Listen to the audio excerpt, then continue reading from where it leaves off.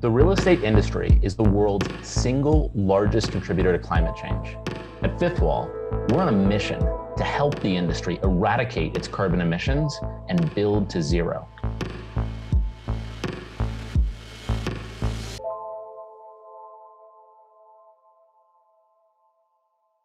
Rachel, thank you so much for joining. Where are you coming in from on Zoom today? I'm coming in from Newcastle on Tyne in the UK. And I have to say, I love painting behind you. You were kind of giving me a bit of the backstory before, but it's a really interesting backdrop. Yeah, this is a painting by an artist called Helen Chadwick, who was nominated for the Turner Prize, but didn't win it in the UK. And she was the first artist that I started to work with. And she was very interested in notions of the body and space. And this painting is called one of the viral landscapes. And it was done at a time when HIV was the main pandemic. And it was a comment really about the body as a landscape and how we inhabit infected milieus. So I thought it was appropriate for these particular times. Yeah, it's fascinating. Sorry that mine is a bit more pedestrian with simply the Fifth Wall logo, but I will get over the backdrop envy. So maybe to start, can you just kind of give your background and obviously like how you became interested in sustainable building materials and experimental architecture? I guess I've always been interested in the principles of life for just looking at the world. Even when I was a little kid, you'd find me out in the back garden with a spoon and a jar, not much else because my mum was sick of having to wash my clothes by hand. And I was just really curious about how things came together, the choreography of little bodies, the squishiness of organic matter, how some stuff was hard. I mean, all of that really framed my early perspectives. And I must say, I've probably never grown up. And when I was a teenager, then of course you get these rational frameworks. And I was told that in order to do this stuff, you needed to have an honest job. So go and be a doctor. So I started to do medicine. And I trained and I practiced as a doctor. So I'm a qualified medic, but I don't practice anymore. But it was in the early 1990s when I was a medical student. I went to Pune in India as part of a sabbatical. And I worked on a leprosy colony, and I saw how people with different forms of bodily ability could really restore their social life through very simple technologies. And it wasn't just the body. It wasn't just that they could tie up foot drop using a simple leather strap to their knee so they could walk without scraping their foot on the ground, that they had designed cooking instruments that had 1 meter long handles. So they didn't need to get close to the stove where they would inadvertently burn themselves. And so they learned a cooking technique, which was, a meter back from where we would stand. And also tools with very high mechanical advantages. So it was really extraordinary, things that you wouldn't think of. And I really wanted to take this learning back to the UK, which was the combination of the body, the technology, and the architecture, the spatial lessons of how you manage space in an altered world. But when I got back to the UK, I realized that modern medicine is systematized and legislated in a way that works for us in the Western world, but it had other things that were lacking in it, in that the body was reduced into its cells and that you go straight to fix the little problem, but you don't really reconstitute the person in the world. That was the bit for me that was missing. And that's why I started to look for other sources of knowledge, hence Helen Chadwick's work. And when I made contact with Helen Chadwick, she had a very poetic and insightful artistic way of looking at the world. And I had a very technical, scientific way. And she said, you know what, we have to work together. So we wrote this piece for the Venice Biennale, which was about these urine sculptures. And I wrote a piece about it through a urological perspective. It was so weird because it was also poeticized by Helen Chadwick. But I realized at that point, something about working with artists was opening up new spaces. So I kept on chasing artists. And through being interested in the artist's work and, accompanying them to various presentations, I started to see a landscape open up where virtual reality and was promising the escape from the body at the time. Then Neil Spiller, who was at one of these series of conferences called Virtual Futures, approached me and said, well, do you want to come and teach some architecture students about technology? And I thought, what are architecture students? I'm very keen to teach about technology. I don't know what they need to know. So there began my incredible adventure with the Bartlett School of Architecture, where I met people like Peter Cook and Stephen Gage. And I honestly thought that was the world of architecture. So this incredibly experimental, speculative, propositional, interrogative, let's call it transformational practice. Because for me, it was a discipline that could both accommodate science and engineering. It brought in the imagination, and it had vast skills in arts and design. And it's so integrative, it sounds like, of so much of where you started your career in just human physiology and ergonometry, and it intersects with also broad social and political questions that again touch on microbiology, and just it's a complicated, highly integrative space. And I guess that leads me to my question, which is like, what is experimental architecture? I would look at Peter Cook's definition of experimental architecture, and his thesis in the experimental architecture book was rather a technotopian one, but critiquing high modernity in the relationship to, let's call it, bottom-up and top-down design, essentially. How could new technologies and new materials give back the city to people rather than these top-down urban design programs? This idea of an experimental architecture, I think, was really advanced again by Lebbeus Woods. But Lebbeus Woods used the draftsman's board and the draftsman's tools and techniques to say, well, actually, the experiment can start with thinking, and through the tools of the architect, we can start to draw possibilities for new forms of architecture and interrogate, the profession itself, open up new spaces into big questions like, how does architecture respond to earthquake? Way beyond, previously what architecture agendas might be concerned with. Or how does it deal with the aftermath of war? But the common thing is, how does architecture actually lead at the critical questions that we're faced in the millennium, particularly given its importance in terms of environmental impact, where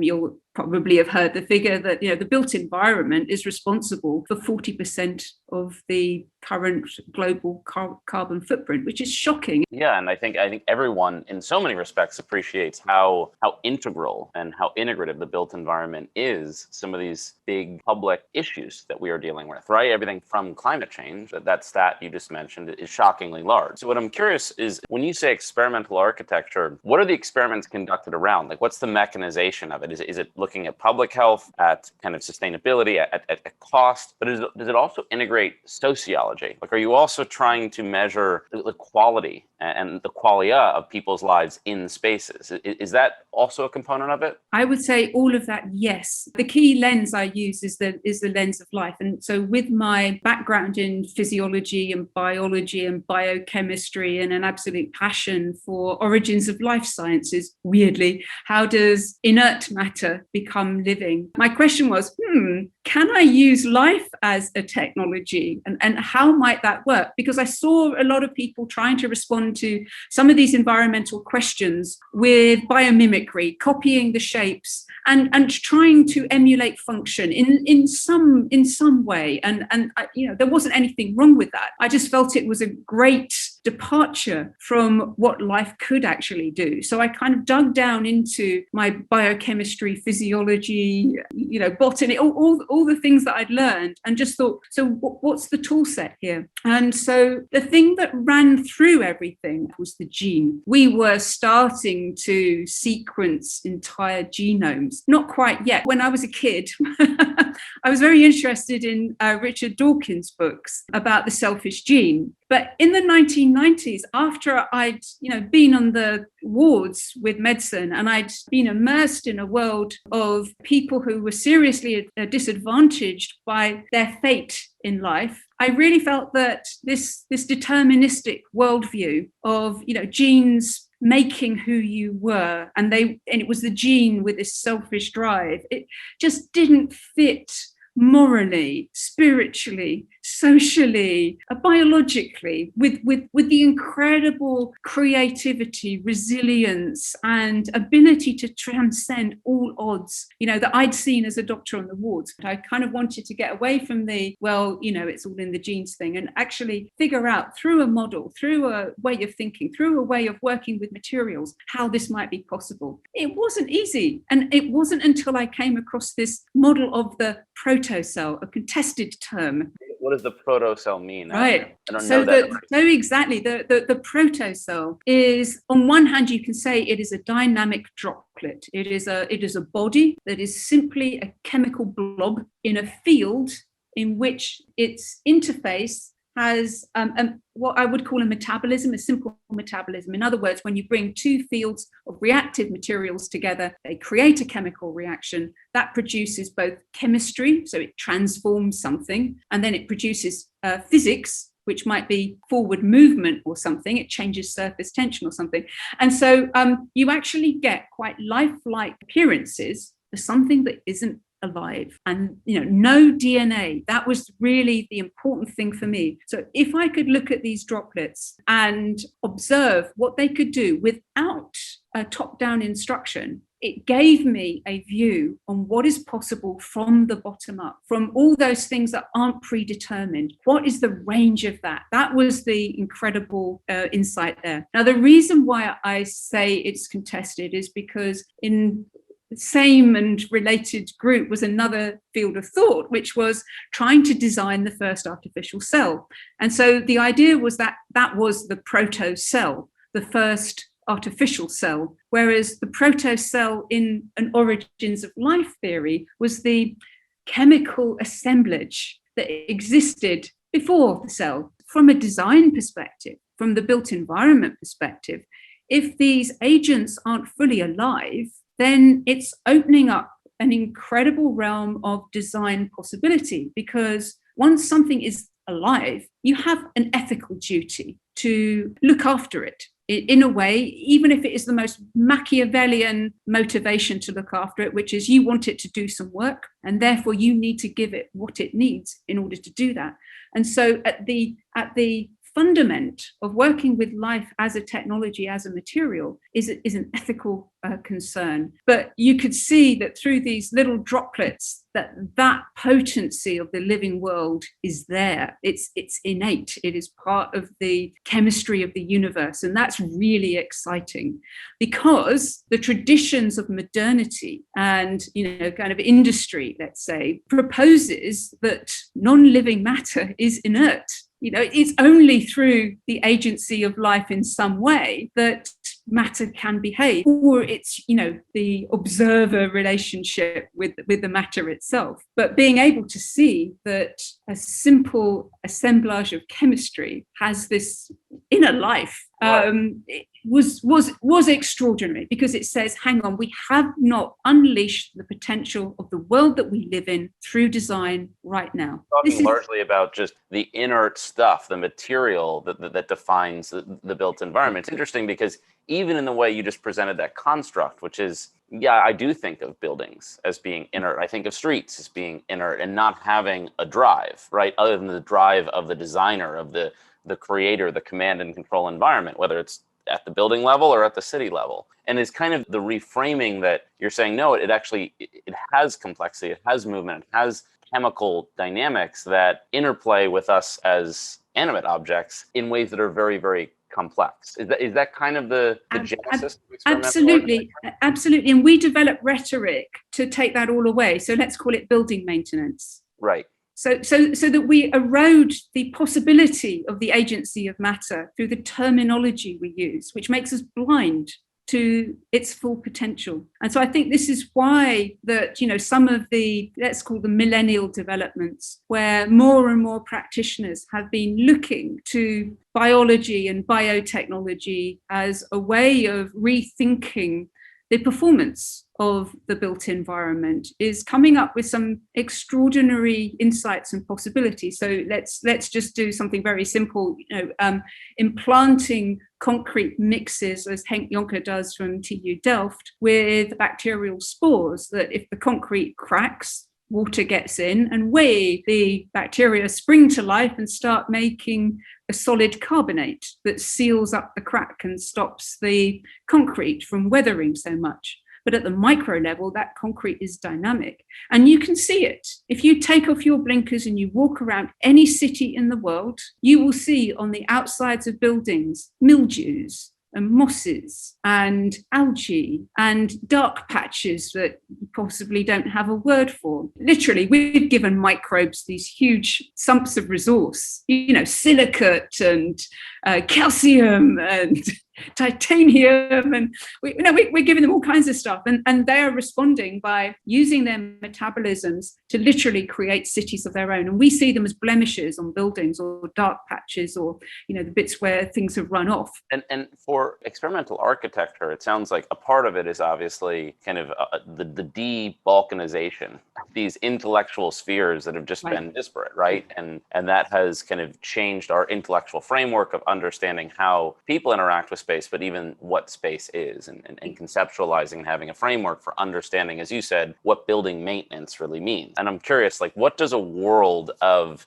more living buildings, more functional buildings look like? Is there a forward-looking projection of like, what should we be then therefore building, assuming we still have some agency over, the kind of structures and cities and the world that we design going forward? Yeah, great. And I think this is it, because I think it's about unlocking the potential rather than, creating a new ism.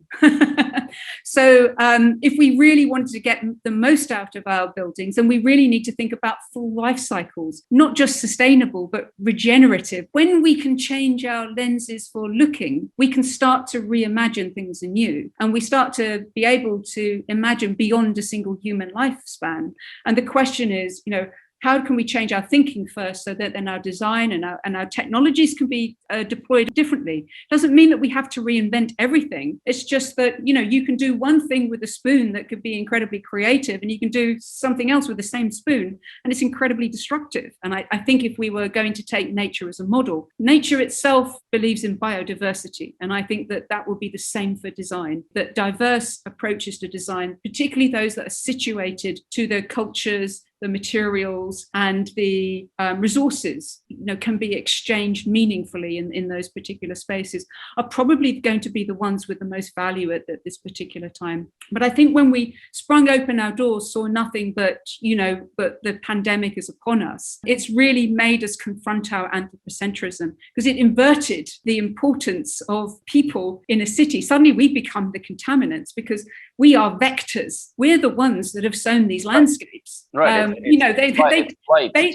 used to live in the wilderness once upon a time. But our meanderings and our abuses of animal welfare and, destruction of natural habitats, that's what's caused the viral trail from far away, which isn't bothering us, and bringing it right into the heart of our homes, which have become, the most toxic spaces. But the importance of that is about how then we take that knowledge and start to reconfigure the way we work so that it promotes life, so that it can anticipate some of the tensions and help us develop an appropriate diplomacy. Because the thing with life is that, I think it's the Michael Crichton quote, life finds a way. That's very true. So it means that you can never be complacent about it. It means that you have to stay at the table and keep negotiating. You have to prove our worth. And is your view, you use the word diplomacy, right? In thinking about our perpetual negotiation with that microbiome, with this complexity, we're just now understanding how integrative it is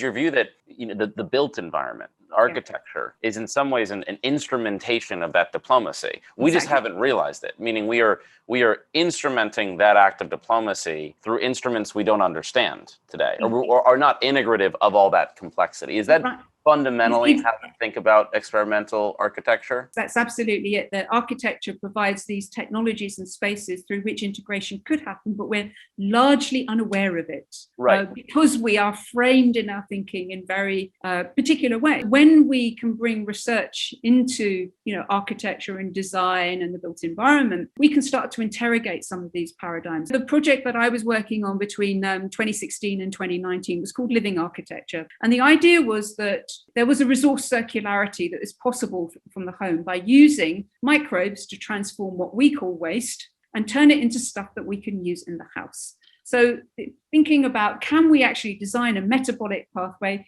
I'm very interested in how we design with metabolism, because it's that slippery thing that doesn't have any structure, but actually requires a beautiful choreography of space. And so it's almost like thinking about the asset, the home, as in a cellular fashion, meaning you actually want it to have a metabolism. You want to effectively re-render waste material into energy sources. Exactly. And that is, just to be clear, so I can understand this and listeners can understand that is a kind of leading frontier intellectually of what is today experimental architecture. Is that right? Is that kind of one of the ways you would experiment in that field? Yes, it's a way of not making analogy or metaphor about a living building. We have a lot, buildings have skins and, windows are eyes. And there's a lot of metaphor for thinking about how architecture relates to nature and the living world. But this is very literal. How do we actually, if we take our origins of life as,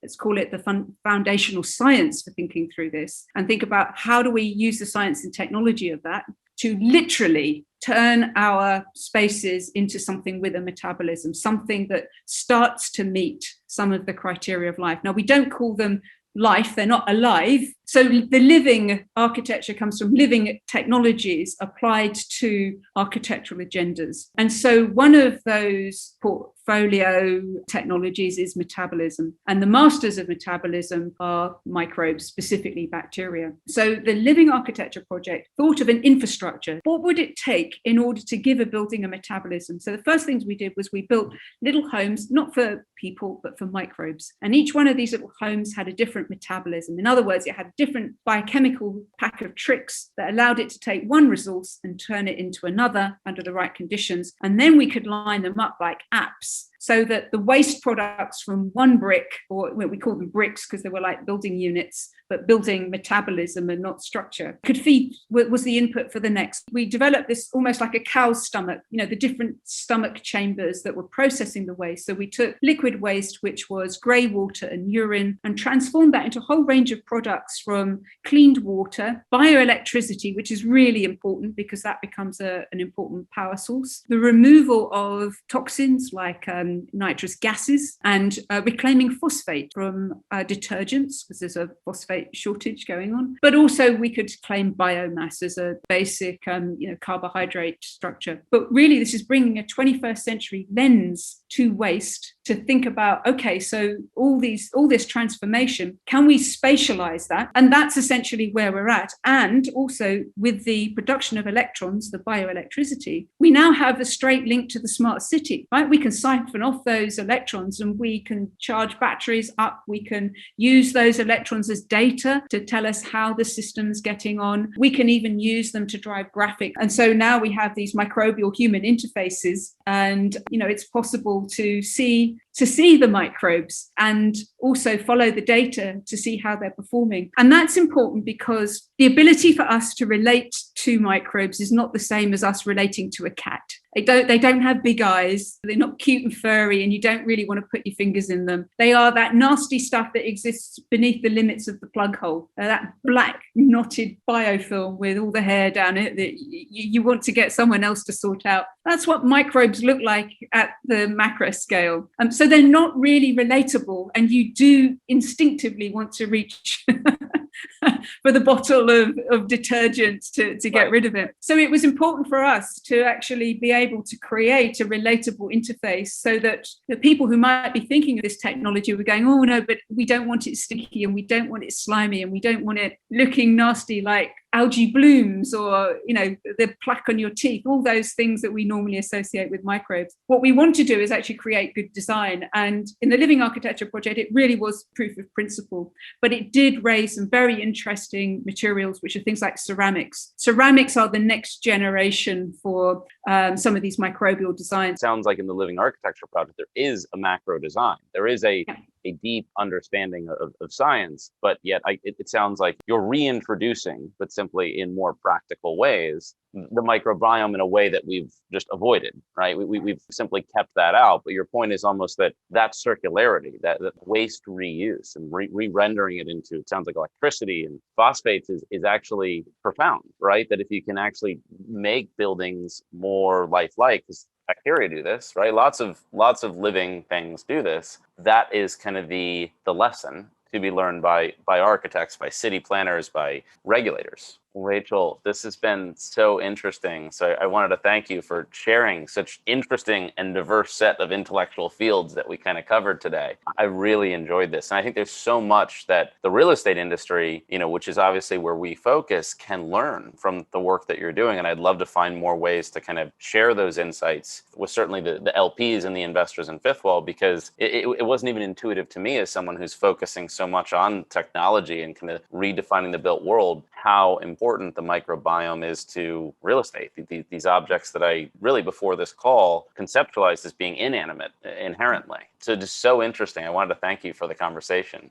Well, it's been a real pleasure talking to you. And I'd never turn down an opportunity to talk about my favorite subject, which is weird and wonderful biology. But really, thank you for making this platform possible and for taking a risk with unconventional conversations.